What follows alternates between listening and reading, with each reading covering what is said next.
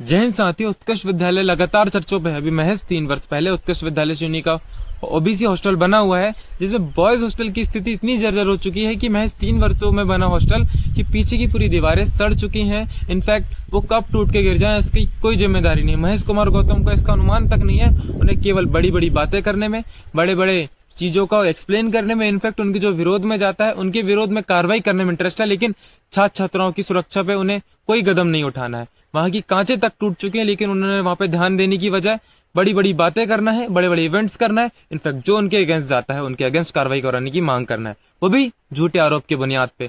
वहां के बच्चों को तक झूठ का साथ देना सिखाया जा रहा है। इस पर इनफैक्ट कम से कम वहां की जो सेंटिंग ओबीसी हॉस्टल की टूट चुकी है, उनकी मरम्मत की जानी चाहिए, उनको देखना चाहिए।